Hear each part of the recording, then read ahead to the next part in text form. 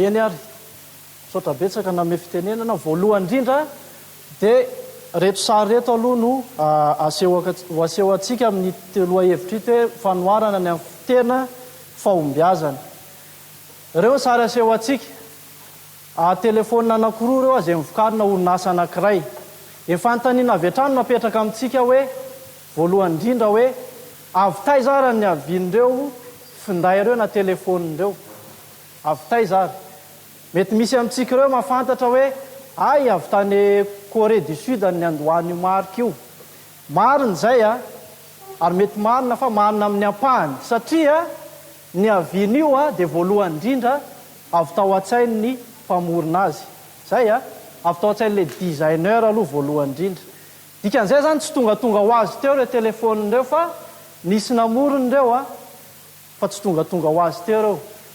Dia ohatra ny mpamorona rehetrarehetra rehefa manamboatra zavatra anankiray alohany anamboarany zavatra anankiray dia inona nataony efa fantany meloha hoe atao inona io inona ny ilanan'io inona ny mampiavaka an'io dia inona ny antom-pisina, efa fantany izany. Ohatra zao ty telefônina anankiray hitantsika ity ry amin'ny sisiny ry io telefônina io dia namboarina manokana io mba hanana bateria mahatrela be mihitsy io, sady tena matanty soka be io, maivamaivana zay nanamboarana anazy. Fa ty anankiray ty indray namboarina io mba ahafahana manao connexion internet, ahafahana ihany koa hoe maka sary amin'ny appareil photo. Zay dia raha mijery an'ireo nefitsika dia mety hanana tendance tsika hiteny hoe kosa ty anankiray ty kosa tsaratsara fa ry anankiray ry fa zao raha nyfanontaniako apetraka amintsika hoe ho an'ny olona tena mampiasa connexion internet matetika arany, iza ny tena mahomby resaka fahombiazantsika? Tsy ty ny mahomby kokoa. Fa raha ho an'ny olona hoe manao appel le lava be reny mila bateria tena maharitra ela be izy dia mila hoe tena hoe telefônina matanty soka satria mety mandehandeha be izy, iza indray mahomby amin'izay? Ry anankiray ry mahomby kokoa.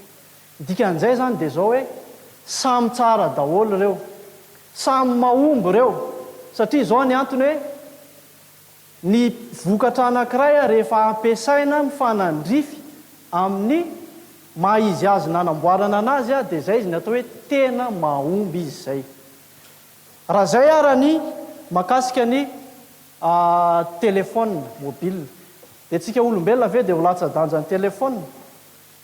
Tsy manaiky an'izany kosa aloha raha iza, fa tsika koa dia tsy tonga ho azy teto ary tsy kisendrasendry tsika fa tena misy mamorona ihany koa tsika. Dia ohatra mpamorona rehetrarehetra hoe alohany anamboarana zavatra anankiray alohany anamboarana antsika atao kibo dia efa fantatra mialoha ihany koa hoe inona ny ilanantsika eto, atao inona eto tsika.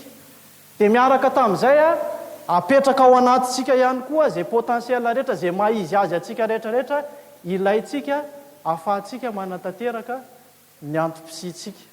Ohatra anisan'izany zao ny capacité ananantsika naturel misy ny passion, ny personnalité.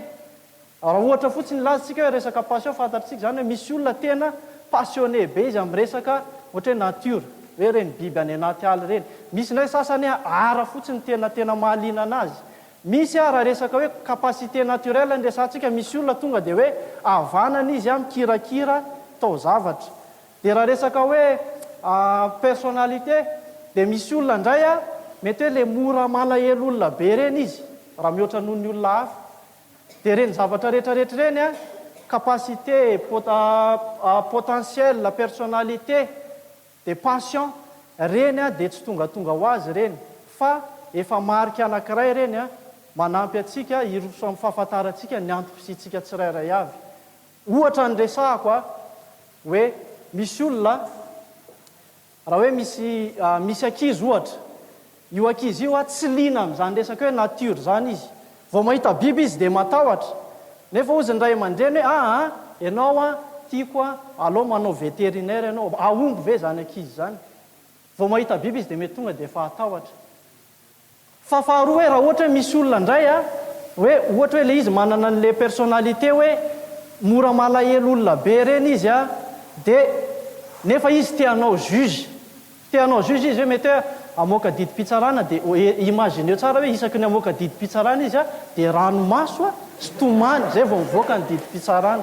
aomby ve zany olona zany dia nidikan'izay a miresaka tena fahombiazana tsika eto a dia tena zava-dehibe ary tena ilaina ny hamantaranao hoe ny maha izy azy a nanamboarana anao manokana aza ignorena ny passion anao a ny capacité naturelle anananao personnalité fa fantaro dia rehefa fantatrao ilay izy a dia développer au maximum dia ampiasao au maximum dia hitany tena fahombiazana ianao misaotra betsaka